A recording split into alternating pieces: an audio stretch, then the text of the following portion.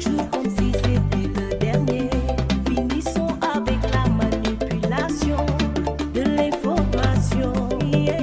S'informer jusqu'à partout dans le monde. Le number one des graves événements. Aujourd'hui Major Kandji en tant qu'un ancien gendarme à la retraite tey soo ma doon defal benn diagnostic en conclusion ban sort mooy xaar Ousmane Sonko ak ñi mu àndaloon à l'avenir avec ces 8 chefs d'inculpation yu pesé wu ci ndoddam avec 2 ans d'emprisonnement ferme pour corruption à la jeunesse, crime contre l'humanité, li nga wax léegi maanaam ces mineurs là yi ñu insister à la violence. Ils ont mis en danger 40 morts, ils ont mis en danger. C'est leur responsabilité. Voilà, destruction de biens publics. Loolu yëpp tey ban avenir en tant que gendarme boo xamante ni yow sa kundiku ci loi koo xamante ni tey même su dul Ousmane Sonko. xam non ku mën a doon voilà su dul Ousmane Sonko kayit bi la jox ci maanaam PV bi que lii yëpp la def lan mooy sooram dans l'avenir. mais xam nga en matière de justice il y a ce qu'on appelle la responsabilité et l'imputabilité. La responsabilité et l'imputabilité. c'est-à-dire dañ lay rendre responsable mooy lan. responsable mooy ñu ne yow fee yaa ko def. yow yaa ko def. ba pare imputabilité ñu condamné la pour nga fay ko au nom de la société par une peine privative de liberté et une peine pécuniaire et des dommages et intérêts pour ñi nga yàqal. Ousmane Sonko sera condamné normalement et dans les règles de la avec ses complices à une peine criminelle avec la dégradation civique au terme de l'article 34. Donc et là-bas même cet article 34 même si le juge oublie de le prononcer il va devenir une peine complémentaire obligatoire da ko war a jël. peine bi ci ay ñaataat la war a nekk. non mais mën nañ ko dóor 5 ans 10 ans 20 ans. kon mën na jege. am na dëkk yoo xam ne dégg nga fi gaañ fi tëj 20 ans. waaw ay hommes politiques. parce que moom dafa def loo xam ne entre politique. D'accord. moom li mu def moo ko def entre politique. J'ai vu un journaliste au Comores boo xamante ni dafa participer à une manifestation non autorisée on l'a emprisonné à 10 ans de prison. C'est ça. C'est un journaliste il est au Comores. Non parce que dafa bokk ci incitation et autres et que la manifestation a mais l'incendie volontaire là est un crime. Ouais. Et la peine criminelle là. day dem ba 20 ans. Et puis le bus là-bas de Yaraax incendie criminel même BRT ñi lakk criminel la. kër Farba Ngom yi ñu demoon di lakk ak kër Mame Mbaye Niang crime la. C'est des actes criminels parce que amul différence crime. C'est la qualification légale. D'accord. Et une qualification à la fois objective. Crime. Bu dee légalité bi c'est sur l'échelle des peines. Objectivité, c'est toutes les infractions qu'on condamne à des peines infamantes, inflictives et nangam sont considérées comme des crimes. En toutes les causes, ils n'ont commis que des crimes. Et tout ce qu'on a pris dans l'affaire de Ousmane Sonko là peut être traduit devant ce qu'on appelle une chambre criminelle. D'accord. Tey Major Kandji tey am na ñoo xamante ne nee nañ une élection présidentielle en 2024 sans Ousmane Sonko ça ne peut pas se tenir au. Mais ça va terminer maintenant ils ont abdiqué mon ami. Donc c'est vrai. Ils ont abdiqué nañ ñoom. Mais le cas de Bassirou Diomaye Faye. Non Diomaye du mën a présenter ba Diomaye il oublie qu'il vient de Pastef. Donc pourquoi Ousmane a choisi Diomaye? Non c'est pour tromper. Pourquoi pas Guy Marius Sagna? Non c'est Birame Souleye. Non Birame Souleye non ñoom ñëpp mënuñ ñëw. Mais ñooñu amuñ problème ak justice. Non du benn ñoom bu noo nekk candidat indépendant si tu viens d'un parti dissous. Pendant des délais prévus par la loi. waaw mais Bassirou Diomaye Faye si parti dissous la bokk. moom laa la wax moo tax mënut a du bokk. mënut a bokk dañ leen di tromper mais xam nañ ne pour te dire que ils sont dangereux. ñoom ils savent que Abass Fall Bassirou Diomaye Faye toute cette racaille là ils savent qu'ils ne peuvent pas participer aux élections. loolu tey firnde ñoo ko tey ñi nga xamante ni ñu ngi accusé benn rumeur boo xamante ni Ousmane Sonko veut se venger de l'opposition ñi àndoon ak moom. déedéet parce que xam nañ su dee Ousmane Sonko même si demul mais opposition il n'aime pas l'opposition. Il aime que faire troubler les gens et les distraire. Il est en train de les distraire. Li mu leen distraire il ne fait que des tentatives de chance.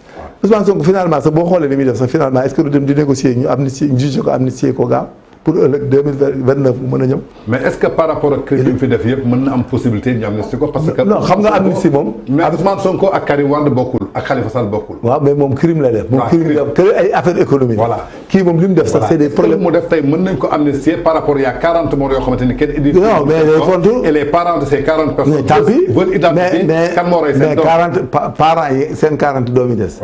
ñi ci nekk bi ñu demee ba autopsie ñu wan leen ay résultats ñi ngi ne tekk déggoo ci benn parent bu génn wan ne sama doom man kii gendarme yoo ko rey wala policier.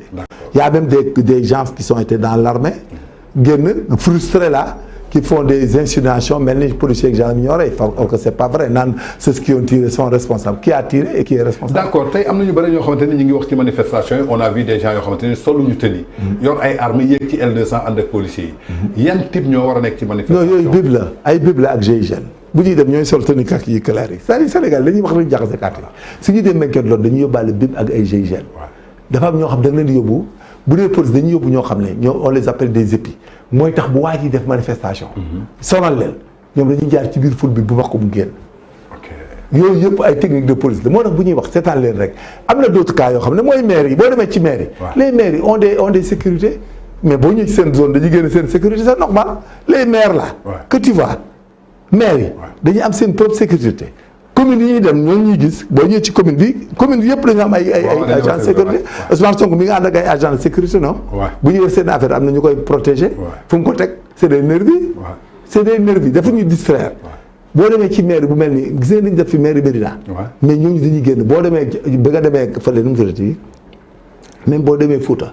ville bi ngay dem wala dara le maire là bu amee sécurité personnelle am dañuy génn parce que maintien de l'ordre tout court là on les appelle des services d'ordre ils sont même compétents à faire le service d'ordre. Ce n'est pas dans le rétablissement de l'ordre wala yooyu parce que loolu y a usage de la force usage des armes usage des moyens yooyu la ñuy wax force de sécurité mais kon sagam du liggéey Sénégal. yow bu la neexoon tey nga am manifestation wala nga am dara nga jël sagam 100 200 sagam. am nga ci droit yaa ko organisé. si tu veux tu dis pas à la gendarmerie même de venir. mais ñoom comme leur ils sont dans l'art de la manipulation. dañuy dem songu Médina.